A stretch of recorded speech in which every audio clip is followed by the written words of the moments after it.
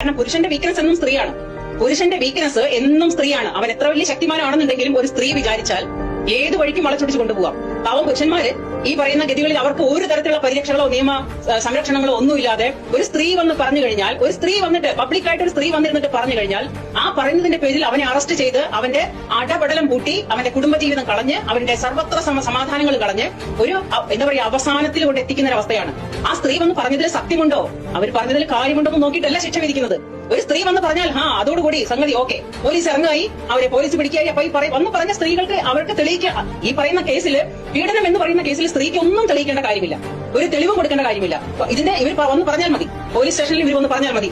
വഴിയെ പോകുന്നവനായാലും വഴി കൂടെ ഓടിപ്പോകുന്ന പട്ടികളായാലും ആ പട്ടി എന്നെ പീഡിപ്പിച്ചു എന്ന് പറഞ്ഞാൽ പോലീസ് ഉടനെ ചങ്ങലി എടുത്തിട്ട് ഇറങ്ങായി പട്ടിയെ അറസ്റ്റ് ചെയ്യാനായിട്ട്. അതാണ് ഇന്നത്തെ അവസ്ഥ. ഒരു സ്ത്രീ എന്ന് പറയുമ്പോൾ അവർ പറയുന്നതിൽ എന്തെങ്കിലും കാര്യമുണ്ടോ, സത്യസന്ധതയുണ്ടോ, അതിലെന്തെങ്കിലും തെളിവുണ്ടോ, ഇതൊന്നും നോക്കിയിട്ടില്ല. കാള പറ്റൂ, പോലീസ് സ്റ്റേഷനിൽ പോയിട്ട് പറഞ്ഞാൽ മതി, കാള പറ്റൂ സാറേ, ഉടനെ അവിടുത്തെ പോലീസ് ഏമാന്മാര് കയറെടുത്തിട്ട് ഇറങ്ങായി കാളയെ അറസ്റ്റ് ചെയ്യാനായിട്ട്. ഇതാണ് അവസ്ഥ. കാള പെറുവോ, അത് ചിന്തിക്കുവോ? അങ്ങനെ ഒരു കോമൺ സെൻസ് ഒന്നുമില്ല. അപ്പൊ സ്ത്രീകൾ അത് കറക്റ്റ് ആയിട്ട് മിസ്യൂസ് ചെയ്തുകൊണ്ടിരിക്കുകയാണ്. ആ മിസ്യൂസ് ചെയ്യുന്ന എല്ലാ പെണ്ണുങ്ങൾക്കും, അതായത് അവനവന്റെ ശരീരം വെച്ച് അത് മുതലെടുപ്പ് നടത്തി ഓരോരോ പുരുഷന്മാരെയും പാട്ടിലാക്കി കൊണ്ടുവന്ന് അവരുടെ കയ്യിൽ നിന്ന് പരമാവധി ഊറ്റി പിടിച്ച് വാങ്ങിക്കഴിഞ്ഞ് അവരവർക്ക് കയറി പോകാനുള്ള പടികളെല്ലാം ചവിട്ടിപ്പോയി കഴിഞ്ഞ് എത്തേണ്ടിടത്ത് എത്തി നേടേണ്ടതെല്ലാം നേടിക്കഴിഞ്ഞ് അവസാനം വന്നിട്ട് പുരുഷൻ എന്നെ പീഡിപ്പിച്ചു എന്ന് പറയുമ്പോൾ അങ്ങനെയുള്ള സ്ത്രീകളുടെ ചെകിടത്ത് കിട്ടിയ അടിയാണെന്ന് സുപ്രീം കോടതിയുടെ വിധി. ആ സുപ്രീം കോടതിക്ക് എന്റെ വക ഒരു ബിഗ് സല്യൂട്ട്.